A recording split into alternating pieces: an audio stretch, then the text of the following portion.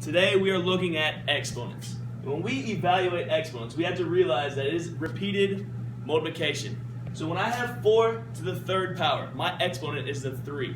And what this 3 represents is how many times the base gets multiplied. So when I see 4 to the third power, that is not, and I repeat, that is not 4 times 3. What it is 4 times 4 times 4. Now when we look at this, how many 4s do we see? 1, 2, 3. That's where the exponent comes into play.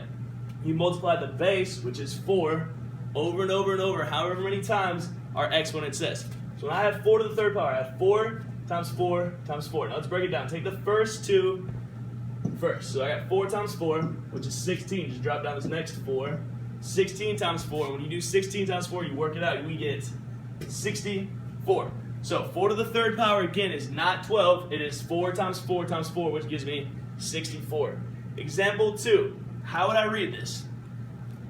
You've heard 6 squared, but we're going to read the 6 to the second power. So ask yourself, what is my exponent?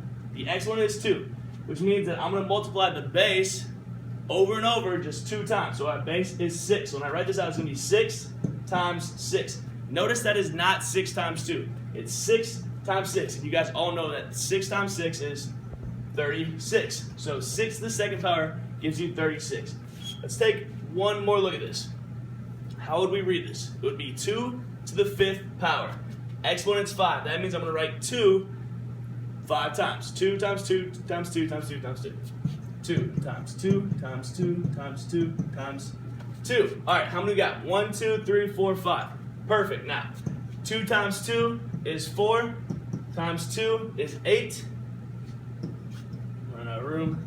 Times 2 is 16.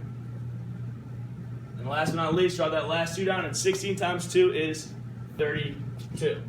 So we get 2 to the 5th power. 2 times 2 is 4, times 2 is 8, times 2 is 16, times 2 is 32. Now, we understand exponents, just however many times the base gets multiplied over and over and over again.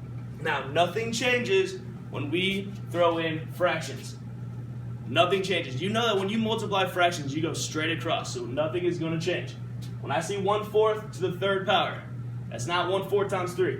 It's 1/4 times 1/4 times 1/4. How many 1/4s do you see? 1, 2, 3. Exponent 3. Now, like I said, when we multiply fractions, we go straight across. You know that 1 times 1 is 1. So 1 times 1 times 1 is still going to be 1. Keep your fraction sign, and like we did earlier, 4 times 4 times 4 gave us 64. How would we read this next one? 1/2 to the 4th power. So how many groups of 1/2 are we going to multiply by itself? 4. 1/2 times 1/2 times 1/2 times 1/2. 4 is my exponent. I see 1, 2, 3, 4. Perfect. 1 times 1 times 1 times 1 is obviously 1.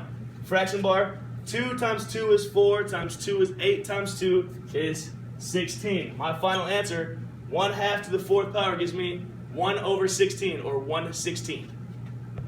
Let's take a look at one more.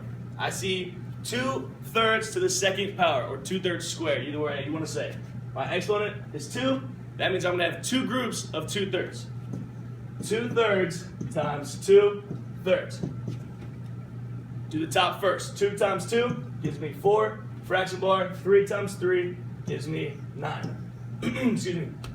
My final answer is 4/9. There you have it, ladies and gentlemen. Exponents. Square.